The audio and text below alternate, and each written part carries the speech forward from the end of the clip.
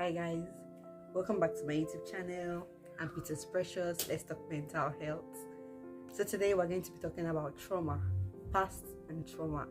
A traumatic event is a shocking, scary, or a dangerous experience that can affect someone emotionally, like physically. It can affect people in various areas. And there's some traumatic events like natural disaster, like hurricane, earthquake, so many things, even life events like violence, like abuse, assaults, so many terrorist attack, mass shooting. All these are traumatic events and they can affect somebody on a long run, both emotionally and even physically. So what is trauma? Like, we all know that traumas can be really frightening, and they're like life threatening and violent events that can happen to anybody in a family, can happen to anybody, can affect anybody. And trauma can cause traumatic responses, like stress responses in a family, and with consequences that ripples through a whole family relationship, even impedes optimal family functioning. So the impact of trauma on the family is great, is much. In my ask, what are the warning signs that someone might be going through a traumatic stress? You can say some people might be worrying or feeling anxious, extreme anxiety, or feeling anxious or fearful, or sadness. We have sadness, we have crying very, very often. We have trouble thinking clearly. That's cognitive aspect. It affects you cognitively as a person. And then people have frightening thoughts like reliving the experiences, like flashbacks. They get to feel angry, they have resentment. Of course, it depends on the traumatic events which had occurred. So some people tend to feel irritable, they are frightened, they have nightmares or insomnia, that has difficulty sleeping. Some people might develop even mood disorders along the way, and they tend to avoid places and people who bring back the memory of these traumatic events. At times they get to become isolated from family and friends. Like, if you limit the interaction, probably they will prevent such events from happening again. Told, our past, of course, do affect our lives, but it can only affect the present situation if you allow it to. So it is very important for us to deal with our past so we can move on to present activities, to present things going on around us.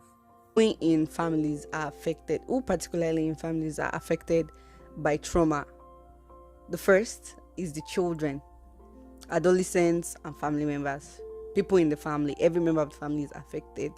We have the extended family. A lot of times we feel like the extended family don't really matter.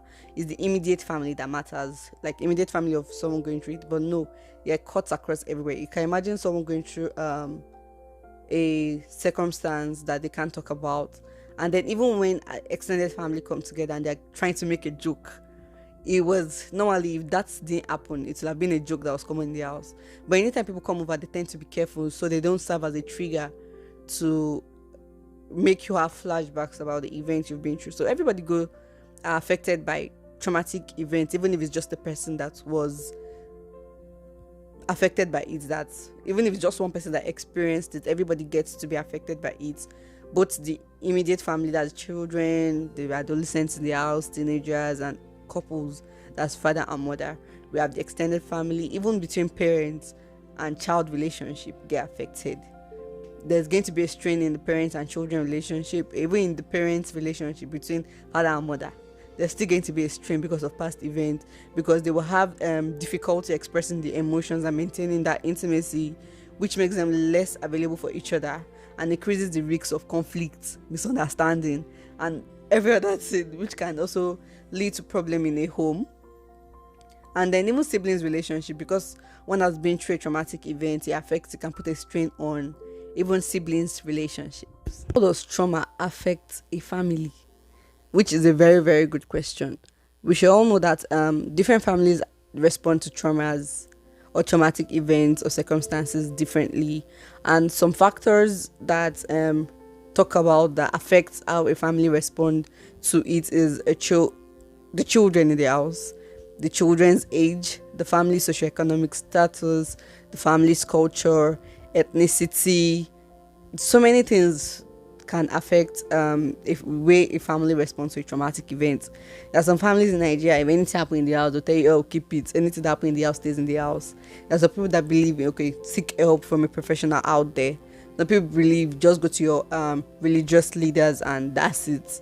So every family, every culture have different ways they respond to a traumatic event. So after a traumatic event, and family members often show signs of resilience. For some families, however, the stress and the burden of having someone who have experienced a traumatic event make them feel alone. And then, of course, if you feel alone, isolated from your family, you feel like your family members don't understand you, can't feel your pain, or they are not being realistic because of what you've been through, or what someone in your family has been through, because you can't understand what they've been through. Of course, it tends to get overwhelming, and then they become less able to function, even as a family.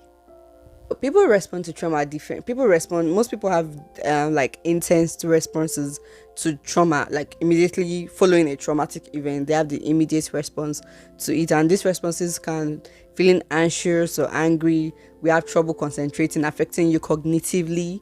We also have continually thinking about what has happened. Of course, most times it tends to replay in your mind. It'd be like flashbacks and all that. Yeah.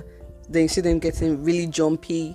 And some people also go through the process of abusing substance use, then get to abuse substances, and in the long run they can add substances like drugs, and alcohol doesn't solve your problem. It just postpones it, because once it wears out, you're back to facing reality of what's going on.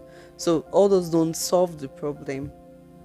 So some people go ahead like abusing substances, and there are different responses to traumatic event. There are various responses, and some people have immediate responses, like as it kicks off and then they get to live the experience and react to it immediately. Some people's zone is delayed, like there's sometimes something happens, jump at you, and you don't get scared immediately. It takes a while before you're not taking the fear in you.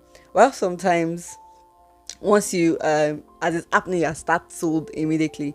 Some people don't even get to process it till much later, like, oh, so that's what happened and all that. So we have different responses to trauma. We have the immediate, we have the delayed, and we have the prolonged.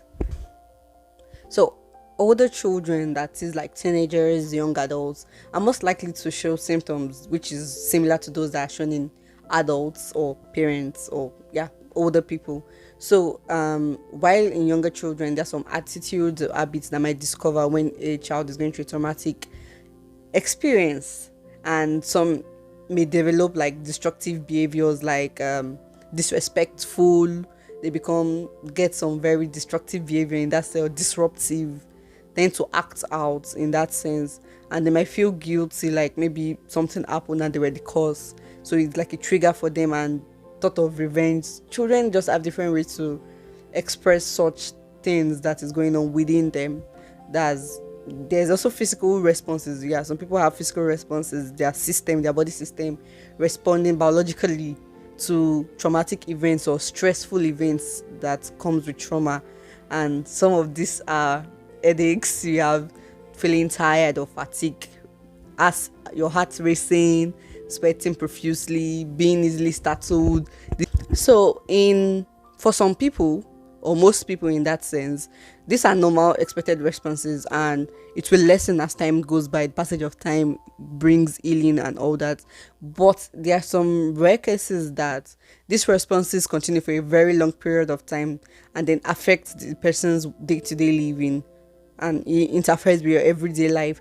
And if this interfering with daily life, or people not getting better over time, it is very important for them to seek medical and professional help. It is very needed. If a traumatic event that has occurred before tends to interfere with your real life situations or your life right now, you need intervention, professional intervention or help.